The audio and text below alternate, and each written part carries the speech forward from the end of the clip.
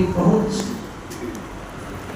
उपस्थापित कराएंगे, तब वो रावण जैसे आतंकियों का अंत करके वो जन जन के हृदयों के सम्राट हो जाए। आप भगवानों के सुख चाहते हैं तो बनिए राजा, बनिए राजकुमार, और यदि जन जन के हृदयों के सम्राट बनना चाहते हैं तो आपको अपने सुखों की तिलांजलि देनी होगी। अभी तक संसार में कोई भी एक ऐसा भक्त, कोई भी एक ऐसा महापुरुष आप नहीं पा सकते जिनको इतिहास याद करता है, जिनका सम्मान करता है, जिनके लिए हम पलक पावड़े बिछाते हैं, और एक का भी जीवन ऐसा हो कि सुख में बीता है। एक भी कोई विशिष्ट संत बताओ, भगवान का भक्त बताओ, कोई भी महापुरुष बताओ।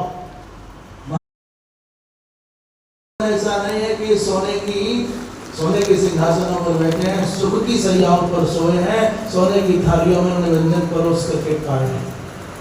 सबने संघर्ष किया। जो संघर्ष की आग में स्वयं को तपाता है, और वही संसार के महापुरुषों का मुकुटमणि बन जाए। चुनना आपको है कि आपको तपे बिना, भला कोई सोना है जो तपे बिना किसी का हिस्सा है, तो अपने मन की चपलता को अंकुश में करो, अपनी इच्छाओं के इस जाल पर कुछ नियंत्रण करो, और आए हो तो कुछ ऐसा करके जाओ कि किसी की आंखों में तो तुम्हारे लिए जाने के बाद स्मृति के कोष से निकले हुए कुछ आंसू की बूंदें हो। मुझे कबीरदास जी महाराज का एक दोहा बहुत प्यारा लगता है, मेरे मन में सदा रहता है। कबीरा, जब हम पैदा हुए तो जग हंसा हम रोए, यहाँ तक हमारे हाथ में नहीं। हमारे जन्म की परिस्थितियां क्या थी हमको नहीं पता है। अगर है तो श्री रवीश गौतम, ये कथा मेरे लिए, ये कथा हमारे लिए,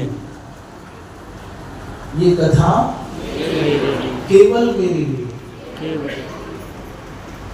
करनी कर चलो, ऐसी करनी कर चलो, हम हंसे जग रोए, हम हंसे जग रोए। ये सोच अच्छी नहीं है कि दुनिया रोए, पर शब्दों का अर्थ इस रूप में मत लगाना कि किसी को रुलाना चाहते हैं। कभी लोगों को आह्लादित करती थी, आनंदित करती थी। अब जब तुम नहीं रहे तो उस खुशबू को, उस अच्छाई को याद करके लोगों के हृदय भावुक हो जाए, आंखें नम हो जाए। कुछ अच्छा करके जाओ तो तुम्हारा आना सार्थक होगा, नहीं तो जीव तो पशु पक्षी भी।